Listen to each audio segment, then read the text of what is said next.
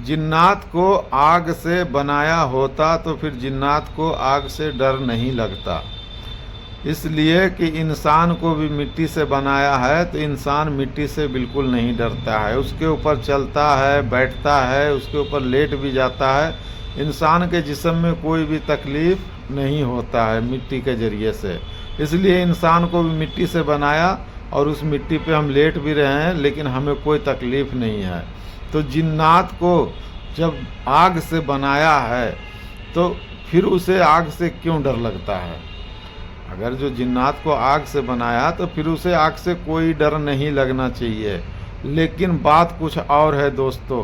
तमाम आलिम जो है वो यही बात बताता है कि अल्लाह पाक ने जिन्नात को आग से बनाया है, नार से बनाया है।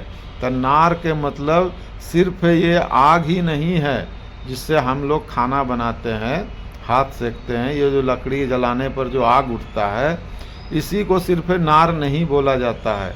नार बहुत ऐसा चीज़ है जो कि उसे नार बोला जाता है, और आग एक अलग चीज़ है, नार एक अलग चीज़ है, और नूर एक अलग चीज़ है।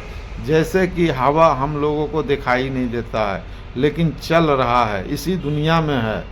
तो इसी तरीक़ा से नार भी हम लोग के बीच मौजूद है। एक ऐसा मादा है नार जो हम लोगों के बीच मौजूद है और वो हमें दिखाई नहीं देता है।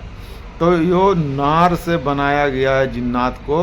हालांकि ये आग से नहीं, जिससे कि हम लोग खाना बनाते हैं, ये लकड़ी जलाने के ऊपर जो आग निकलता है, इससे नहीं बनाया जिन्नात को।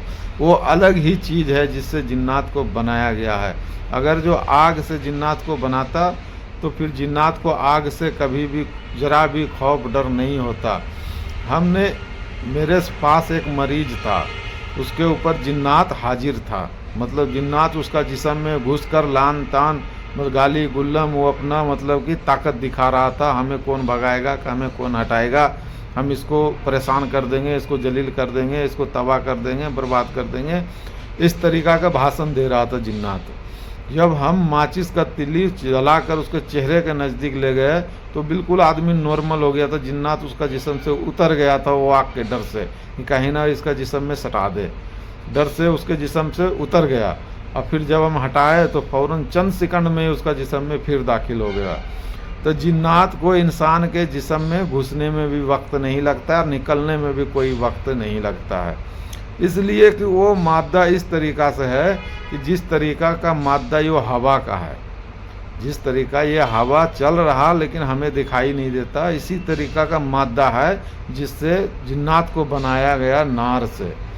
तो दोस्तों, ये जिन्नात जो है इसके बारे में अल्लाह पाक कुरान मजीद में बताया कि और शयातीन जिन्नात जो है तुम्हारा रगों में दौड़ता है। वो रग क्या है? जिसमें हमारा जिस्म बॉडी में जो ब्लड दौड़ रहा, खून दौड़ रहा, उसी नली में, उसी खून के साथ में जिन्नात भी मिक्स होकर, शैतान भी मिक्स होकर, शयातीन जो ऐसा चीज़ है कि इंसान के हर एक जिस्म के हर एक हिस्से पे दौड़ सकता है। वो मतलब कि वो चाहे तो आँखों में आ सकता है, वो चाहे तो जुबान में समा सकता है, वो चाहे तो दिल के आसपास घूम सकता है, वो चाहे तो जिस्म का तमाम नसों में वो दौड़ सकता है।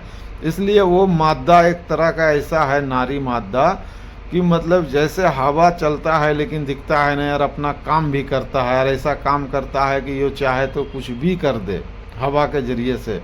हवा के अंदर वो ताकत है। तो इसी तरीक़ा से ये नार से जो बनाया है, तो ये जिन्नात में भी बहुत ताकत अल्लाह पाक ने दिया है। उस ताकत से जिन्नात भी बहुत कुछ कर लेता है। और जिन्नात का जो है कि एक शकल, एक सूरत भी है इंसान के तरह ही, मतलब कि इंसान से मिलता जुलता उसका भी सूरत है। इंसान टू कॉपी, वो इंसान का शकल नहीं है, लेकिन इंसान के जैसे ही उसका भी बॉडी है और उसके अंदर बहुत कुछ नहीं है। जो चीज़ इंसान के बॉडी में अल्लाह पाक रखा है वो जिन्नात के बॉडी में नहीं है।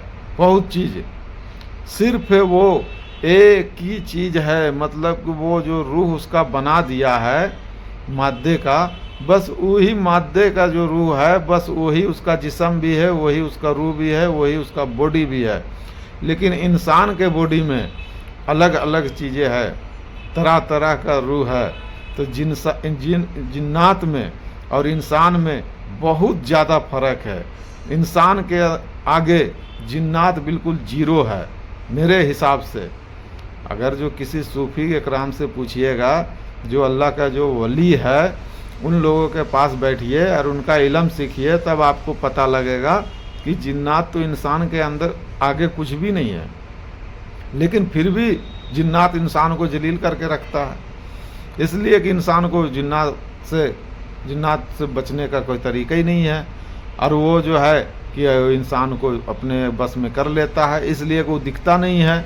तो एक ऐसा मादा है, वो कान के जरिए से घुस जाता है पूरा जिस्म में, जिधर चाहे उधर दौड़ मचाता है, और वो जिस्म में घुस कर वो भाषण भी देता है, जो मर्जी आए सो बोल के रख देगा, जो मर्जी आए उसको जैसे जैसे वो जिन्नात चाहेगा जिस्म में घुस कर कि हम यहाँ बैठ जाए, यहाँ बैठ जाएगा वो आदमी, वहाँ चले तो वहाँ चलेगा।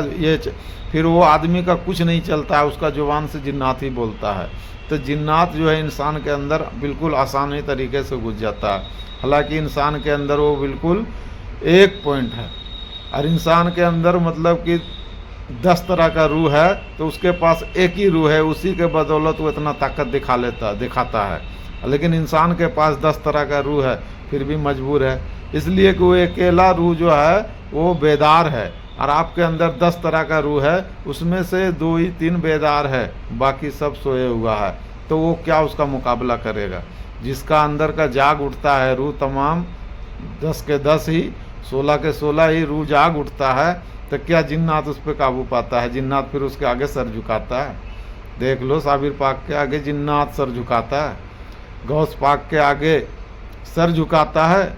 हालांकि गौस पाक जो थे या साबिर पाक है, तो क्या है, जितना रूह अल्लाह पाक गौस पाक को दिया इतना हमें भी दिया, जितना रूह अल्लाह पाक साबिर पाक को दिया इतना हमें भी दिया। लेकिन उन लोगों ने अपने रूह को जगाया, उसके ज़रिए से फिर गौस पाक ही नहीं रहा, फिर गौस पाक जैसे जैसे उनके अंदर कई मखलूक है जो कि सब अपना ताकत दिखाता है, तो फिर जिन्नात भी ढेर हो जाता है। तो दोस्तों, यही है कि एक आम आदमी में और एक अल्लाह के वली में बहुत फ़र्क है। और जिन्नात को आग से इसलिए डर लगता है कि इस आग से बनाया नहीं गया, उसे नार से बनाया गया है।